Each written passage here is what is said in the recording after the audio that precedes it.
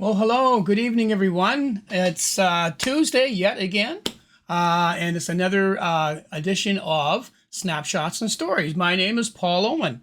I am so excited to talk to you about something that I find very, very interesting, fun, and just as, how can I say this? I find just as much fun in this as I do actually going out and taking photographs, and that is editing. Now, a lot of people are saying, editing, you got to be kidding me. It's got to be the most daunting thing that you can do. And in fact, it probably is. And it probably was for me for a little while when I really didn't know how to do it. But now with the onslaught of all the new softwares that are available, and there's so many of them out there now, the one that I use probably 90% of the time for my editing is Adobe Camera Raw. And that's part of the Adobe suite where you get your Photoshop, Lightroom, and so on. And I've been using that for quite a long time now. And it's probably one of the easiest softwares to use. And there's a lot of really cool hidden jewels within that program. And the nice thing about it too, that I find anyway, is that they're consistently upgrading the program. There's always updates and new tools coming out for us to use. And each time that they introduce something new, it makes it even easier to use. So I'm a big proponent of ACR, Adobe Camera Raw. So I just wanted to do a quick little demonstration on a photograph just to show some of the features that Adobe Camera Raw has in it. Now, you may have software that you use now, and there's so, like I said, there's so many of them that are out there that you can absolutely love, and it works. And if it's working for you, then by all means continue to use that software. This is the one that happened to be the one that worked for me over time. Now, for those who don't know my background, I started out in astrophotography, and I didn't even know how to operate a camera, to be totally honest. I just learned how to take a camera and stick it in the back of a telescope and figured it all out from there. But the software I used back in those days, and even currently today, I guess you could say now, are some very complicated astrophotography types of softwares that you're talking about, like literally years learning curves in terms of being able to master that kind of software. But this software is, as far as I'm concerned, is the opposite of that. And so for those who are just kind of getting their feet wet in the editing process, I suggest that you even have a look at this. And because it is Photoshop, it's probably one of the most widely used it probably is the most widely used software out there. But because of that, when you need help with it, the support is just absolutely amazing from themselves with that. They have in their system all the built-in tutorials you'd ever want. But if you're a YouTuber and that's where you like to learn, you can find more things about Photoshop out there and Adobe Camera Raw than anything else on the market. So anyway, so that's another reason to use it, is because it's got absolutely wonderful support. So anyway, having said all of that, what I'm going to do tonight is I'm just going to take a photo, and I'm just going to kind of take an average looking photo and use some of the software that's in ACR and just give you an idea of some of the things that you can do with Adobe Camera Raw. So I'm just going to switch over to that. Okay, so now we're in Bridge. Now, what Bridge is in Photoshop is basically just where you would take your photos, you throw them in there, you sort out which ones you want to work on, and then from there you can throw it right into Adobe Camera Raw. So if you look over here, there's a photo here that I've selected, which is this blue heron. Just caught himself a fish, so he's going to eat well tonight. So let's go up to what it says File, and we're going to go down where it says Open in Camera Raw. This is going to throw us right over into Adobe Camera Raw. Now, the nice thing about Adobe Camera Raw, it's laid out so logically, it's just unbelievable. All of the tools that you're going to use for Adobe Camera Raw are over here on the right-hand side. And it just basically has most of the basic things that you would ever use on most software. For example, for like exposure, contrast, highlights, it's called light. If you don't want to use that, you can tuck it away and then just use whatever happens to be in front of you. Or you can just leave it open, and there's a scroll bar here that will let you scroll down through all the different tool sets that happen to be in Adobe Camera Raw. On the side of this particular software, it's kind of laid out logically. So up here is just the edit button. So if I press this button, it will always bring me back to this particular screen. Down here below that is the crop button. So if I want to crop in, which I'm going to do on this photo, let's go ahead and do that. So I'm just going to crop in on what I find interesting in this photo, which is the blue heron. And he's got himself an absolutely beautiful fish. And if I want to keep this in landscape mode, I'll just keep it in landscape.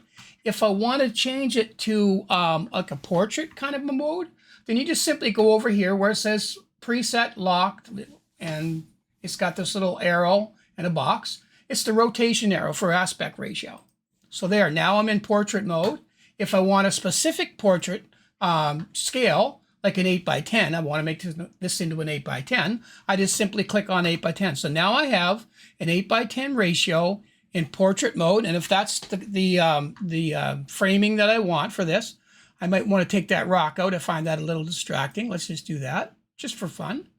And there, so all I have to do now is hit my enter key, and there I have now cropped my image. I've created a nice 8x10 ratio, and I've got my subject matter where I want it to be. How simple is that, hey? Now, if you look on the top of this toolbar, there's a button called Edit, then it says Auto, Black and White, or HDR. If you want to see what Adobe Camera Raw may suggest that you use for settings, you can just simply hit the Auto button, and the Adobe Camera Raw will give you an edit that it thinks that might work. So let's press it and see what happens. Okay, so as you can see, it didn't change a whole lot from the setting that I took, or the setting that the photograph was taken, rather. So if I take that, I'll turn it off, because if you don't like it, you can go back to your original. If you turn it on, you can go to that. So it thinks that, you know what, the colors are right, the contrast and all of that stuff is pretty darn close. I don't really think there's a lot to do here. So you can either use that as a starting point, and you can see with some of these sliders, it made some changes, or you can just put everything back to 0, which is exactly where you're going to start. And this, by the way, this temperature and tint, the reason that there's a change here is because that's the temperature that was chose when this particular photo was taken. So, so now we're back to square one. Now, the first thing you're going to notice when you look at this image, if I zoom right in on it, you're going to see that it is one noisy image, and it is. Let's have a look. If you go up to the top right-hand side of the screen, you're going to see this histogram. It's going to show you your blue, green, and red values. And if I take my mouse or my cursor and I lay it anywhere on this picture, it's going to give me values in color. So for example, look up here and look, you're going to see 3 numbers. If I lay it over the grass, it's going to be red 98, green 110, and blue 59. If I lay it over the bird, of course, it's more blue. So 101 on the blue. So you can always see where you are in terms of exposure values, excuse me, with that, which is built in. And it also shows you with your histogram, which shows you the kind of exposure that was taken. Now, this was taken relatively late at night. This was a really almost dark when I actually took this photo. And based on that, have a look at this, ISO 25,600. How the heck can you recover a picture with ISO 25,600? Well, I'm going to show you that in a second. But let's just look at the parameters of how the photo was taken. I used a 100 to 500 millimeter telephoto lens. I was extended all the way out to 500. I think that was evident when I showed you the picture and I had to crop it in. I shot it at f7.1 because that particular lens, all the way out at 500, its widest aperture is f7.1. So I took it at the widest aperture, and I took 1/1600th of a second. You're probably wondering, why would you choose such a fast shutter speed when shooting in the dark like that? Because this herring was really sporadic in his movements, and I didn't want to blur anything out. So I shot it at 1/1600th to keep everything sharp, and I had to go to 25,600 ISO. So let's talk about that. So with Adobe Camera Raw, they have an actual built-in denoising algorithm, and I'm going to show you that. You've got all the tools down the side. You're just going to keep scrolling all the way down until you can see where it says denoise. So this is a one-touch system. This is really, really nice. So all I'm going to do is click on the denoise, it's going to go ahead, and it says it's going to take between 7 and say 10 seconds to denoise this image. So it's going to do its thing. You might hear a little murmur on my computer as it goes through the process. There it is there. But it's going through, it's chewing through this, and there. Now it's giving me back a photo. Now let's zoom in on that. Oh my gosh. It pretty well mitigated 98% of that noise based on a 50% value in the algorithm. If I want a little more noise reduction, if I think that, you know what, that's still a little noisier than I like it, I can go ahead and push it up to say, let's go to 65%. There we go. So at 65%, it's going to make that change for me in a second. There we are. So now we have a really, really clean image that was shot at ISO 25,600. So, hey, you know, big applause for the denoise algorithm that's built in to Adobe Camera Raw. Okay, so let's say we've cropped it. Now we've denoised it. Now we can go ahead and do a little bit of editing if we want. So let's go back up to the top of the screen. And of course, it's got your basic features here, which is exposure, contrast, highlights, shadows, whites, and blacks. So if I was to, say, bring up the shadows just a little bit, and let's just see what happens here. So we're not getting a lot of change by bringing up the shadows, but if you look closely at that catfish, let's see what happens with that black area of the catfish. Oh, there we go. So now we can see some detail. So I also might want to just bring up my blacks just a little bit, just to kind of take them out of the dark. Now we've got all kinds of detail there, whereas before, if I just take off that, if you go to that little eyeball, you can turn off your adjustments to see what it was before you started, and then turn them back on to see the difference. So you can see I was able to recover a lot of detail in that catfish. So you know what? I like that. Let's say that's good. I kind of like how that looks. Now, let's say we wanted to maybe make that little blue heron, or I should say large blue heron, a little bit more evident. Like he looks a little bit washed out.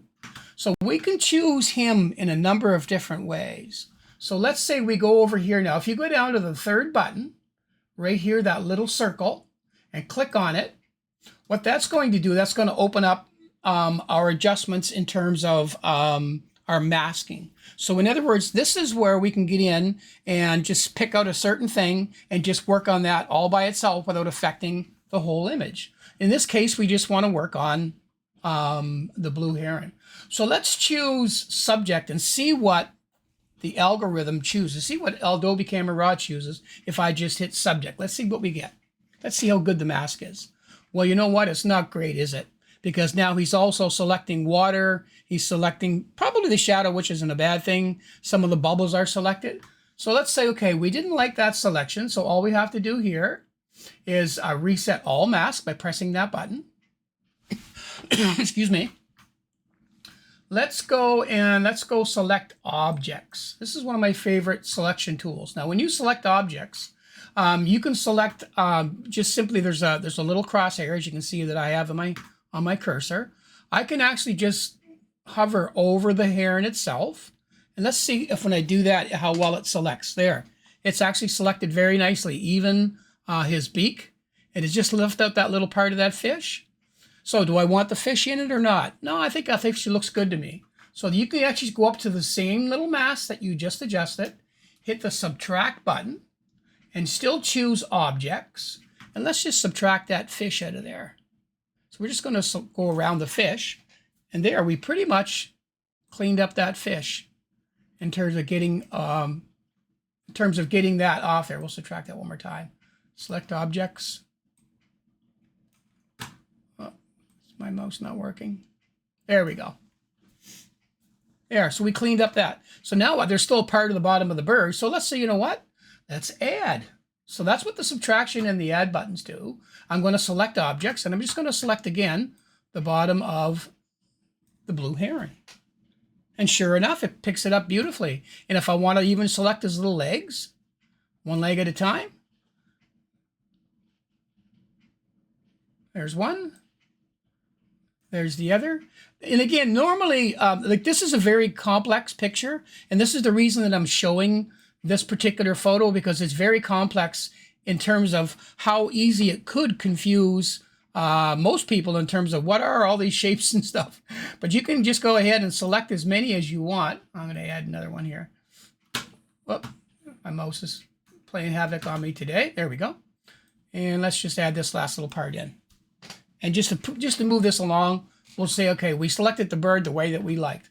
Now that we've got it selected, we can go back over now to our tool set and do what we want with it. So let's see, if I put my exposure value down just a little bit on him, I can darken him down and make it look more like he's actually in the nighttime, which he actually is. So now he's down, he's a little bit darker. It actually looks pretty darn good right there. I find his colors are a little bit washy, which they typically would be under these circumstances. So because I've only selected the bird, I can actually take my temperature and cool that down and add a little more blue, there we go, into the blue heron, and that's exactly what he should look like. So let's just zoom out on that. So down on the bottom, we have our little hourglass, and let's zoom out. And here is our photograph. Now, when you hit up here back to the edit button, just push on this, turns off all the masks and everything else, but it left intact all of the adjustments that you made. So, so this so far is looking pretty darn good. So how else could we improve this? Well, there are a number of different controls down on these slider set, as we talked about earlier. And one of the ones that I like to use a fair bit, depending on what it is that I'm actually playing with, I always like to put just a little vignette.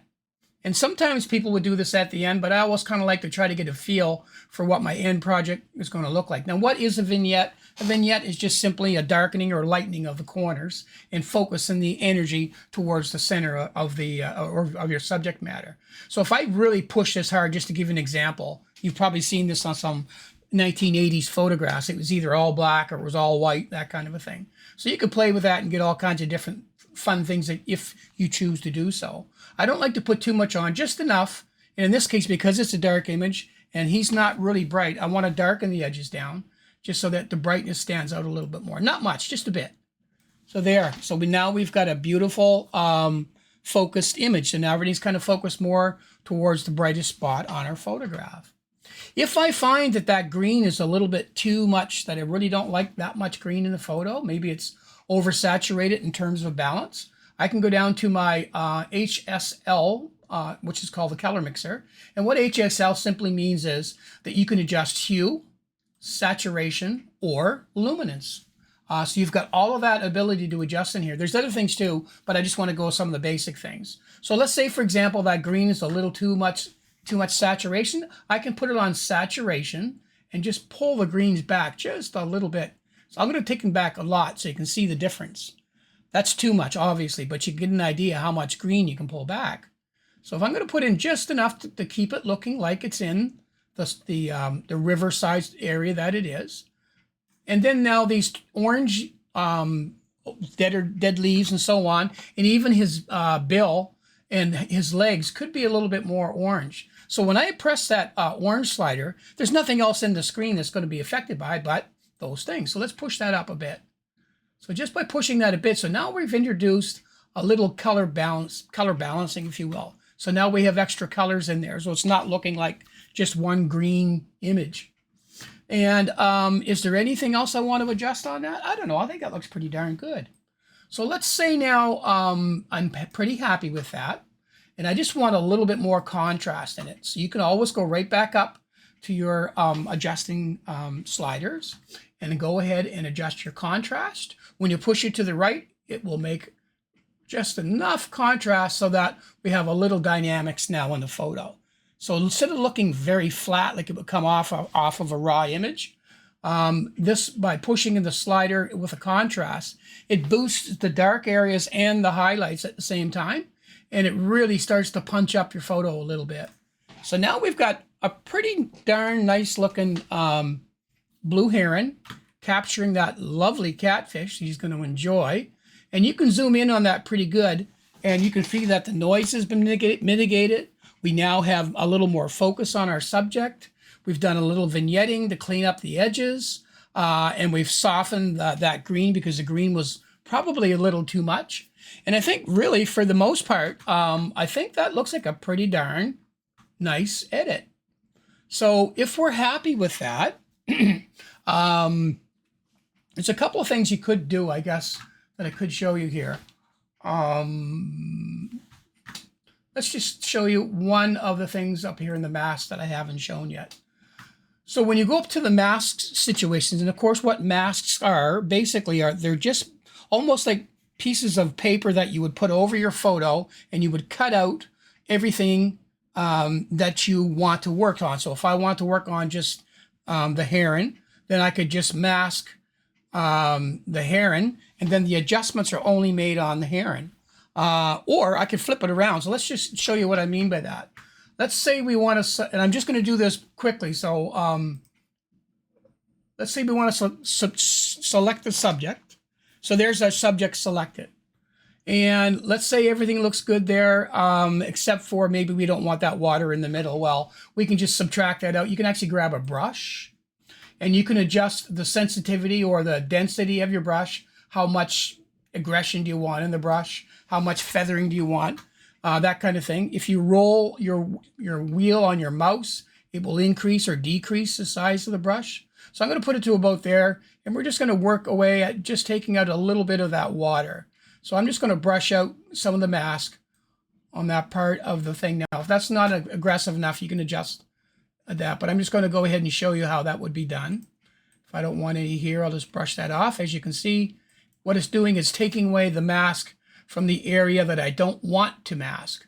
And I'm doing it brush-wise because then I can control exactly where I want it to go. If I choose the object selection, sometimes you got to work away at it for a little while because the object selection can choose the wrong things, and then you're forever trying to fix it. This way here, it looks pretty darn good. So it's not perfect, but it just gives you the idea. So let's say now I've got the blue heron and the fish selected, but I just want to work on the background. All I have to do is go up to my mask that I just made, as you can see right here. And there's 3 little dots. These are more options. I'm going to click on the options, and I'm going to invert the mask. So what's going to happen now, it's going to reverse the mask. So now the blue heron is no longer protected or no longer ready to be adjusted. Everything else around it is. So now I can absolutely adjust that background. So if I wanted to make the background darker, to make the blue heron stand out more, I can do it. If I want to make it lighter, so whatever it is that I want to do to that background, independent of our blue heron, it's an absolutely powerful tool. Say I've got that done. Maybe I want to put a little more shadows in that green area. Not much, just enough to bring it up a bit, but not cook it. Now I've got a little more dynamics there. My background's a little darker. The heron stands out yet even more. And it even now looks more like it was taken at nighttime like that. You can also go down if you want to adjust. There's things here called effects. Now, I'm going to tell you about a little bit about these, but I also caution you to use these as sparingly as possible because they're designed to give you some of the effects like texture. So if you want to add in more, well, I guess texture is the great word because that's what it does. Let me show you what it does. I'm going to zoom in on the grass because that's what we're actually going to be working on. Let's say down here where the bubbles are, where the heron is. And then if I move that texture slider, you can see that I can drastically change those bubbles. And if all I'm looking at is those bubbles and they look great to me, it's like, wow, that's fantastic. But you have to look at everything else because sometimes if you push this too hard, it'll actually create these halos around the where the mask is. And you're going to have these lines of lightness that you don't want. Now let's look at the back of that fish. You can see one there. Let's back it off and see what happens. So there we go. So it's starting to clean that up or put it back to where it should be. Same as when you use the clarity button. Now clarity really pushes a lot of things in terms of definition, but you don't want to use these too much. You just want to use these sparingly just to make a slight difference. As in any editing, the best edits are always the most subtle. And so you might want to just do that a little bit on the background just to give the background a little bit more life. Let's go back to our zoom key and let's go back out. Whoops, try that again. There we go. So now we've given a little more definition to the bubbles in the water, and that's now engaging us a little bit more with the environment that the catfish is being pulled from. So if I'm okay with this image, let's say I am, because I think I'm satisfied with this. I'm going to say, okay, this is good. I'm just going to go up to my save buttons, convert and save the image. I'm just going to save it as a JPEG for fun. So I'm just going to click on that. I'm going to select a folder, and I'm going to make a folder here first. Give me 1 second. I'm going to call this fish. Let's just call this fish folder. There we go. So now I'm going to go to select a folder, and I'm going to go to my desktop because that's where I put it. And I'm going to look for the one I just made called fish. And there it is there. I'll click on it, select it. And now I've got this set up as a JPEG. All I have to do is save it, and it's going to throw it in my fish file. Now my picture is saved. Now, if I'm done all of that, I can just go to my fish file. Now let me just back out of some of this stuff because I'm going to say done for this. And I'm going to shrink that down. And I'm just going to shrink that down, go to my desktop. I'm going to show you, this is the fish file that I created. I open up my fish file, and sure enough, there's my fish file, and there's my fish photo. And I'll bring that photo right over so you can see. And there it is, all set and ready to go to be put on the internet and share with my friends or put in my own album of that. So that is what I wanted to show today. Just a little bit of Adobe Camera Raw, the power that it holds, the simplicity that that you can use it with just a few short just play around with it, see what it does. Most of it is laid out so logically, it's unbelievable. But once you start getting into it, there's all kinds of tutorials within the software itself, or you can go online, and that's where I learned a lot of this stuff, and go ahead and learn all that stuff. So that's, I think, how much time as I have for today's program. My gosh, it's over again. It's just that fast. So, so as usual, if you see us on Facebook, make a comment on the videos. We always appreciate that.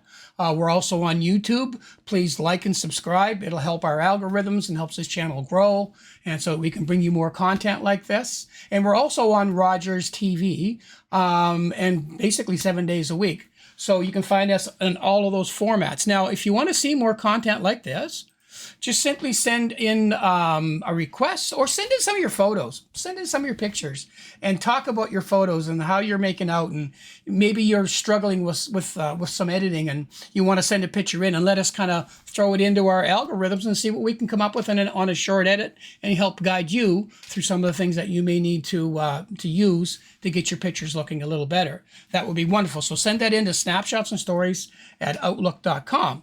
So that's pretty much all we have for this week.